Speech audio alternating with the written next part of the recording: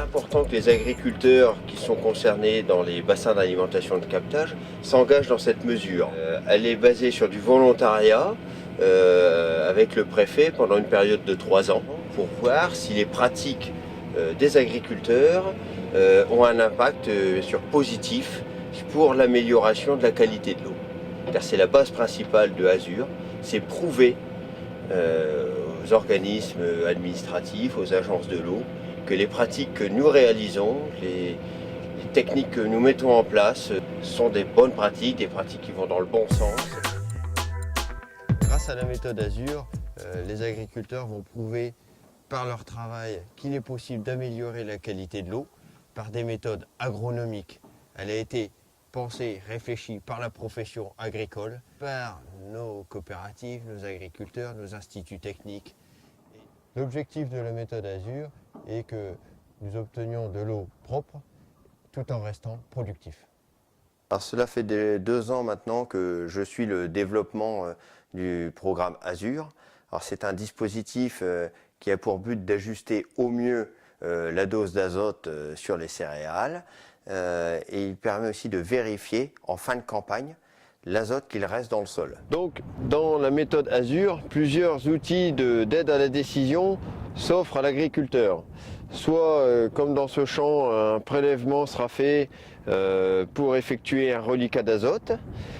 Ce reliquat donnera une interprétation des besoins du blé présent et le fractionnement des apports sera sur 3 passages dans le printemps. Les 2 premiers passages seront effectués selon le conseil et l'agriculteur gardera le 3e avec la possibilité d'utiliser d'autres outils d'aide à la décision comme FarmStar, les pinces N-Tester, qui conseilleront de mettre soit le solde de la dose bilan ou d'apporter plus si la plante a besoin de plus d'azote pour finir son cycle de croissance. Donc ici, pour le colza, il y a aussi plusieurs possibilités. Le reliquat d'azote, comme nous l'avons vu sur le blé. Deuxième possibilité, effectuer une pesée du colza. Donc nous prélevons des feuilles sur 1 mètre carré avant l'hiver, un nouveau prélèvement à la sortie de l'hiver, qui nous permettra de nous déterminer, selon une grille de calcul, la dose d'azote qu'aura besoin le colza durant sa végétation. Une autre solution, c'est la méthode FarmStar, par des satellites, qui pareil va donner un conseil et un suivi durant tout le printemps pour l'agriculteur qu'il pourra appliquer sur sa culture. Donc ici, nous sommes sur un champ qui a été labouré, sur lequel il y aura des betteraves de semer durant le printemps. Donc l'été dernier, il y avait du blé, qui, suite à la récolte, nous avons effectué différents travaux du sol, des chômages, puis le semis d'un engrais vert, culture intermédiaire piège à nitrate, donc c'était une crucifère de la moutarde. Celle-ci a été broyée, puis le labour a été effectué.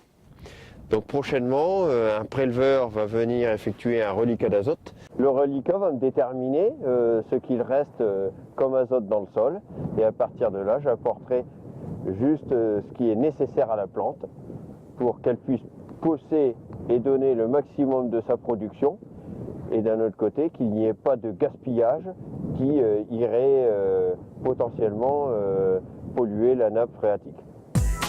Dans le département de l'Aisne, nous avons 6 bacs Grenelle, donc 5 sont partis dans la mesure Azur. Ce sont la commune de Croix-Fonsomme, Lesquielles, Viège-Faty, Landifailly et Bertheignemont, Morgny-en-Thiérache. Le bac de la ville de Marle, qui lui n'est pas Grenelle, applique également la mesure Azur. Et c'est un exemple, justement, nous voulons que demain, tous les bacs de notre territoire appliquent cette mesure. Les premiers résultats nous montrent de grands écarts dans les façons de travailler des divers agriculteurs du bassin d'alimentation et de captage. Et l'objectif d'Azur, c'est d'emmener tous ces agriculteurs, toujours sur une base du volontariat, vers de meilleures pratiques.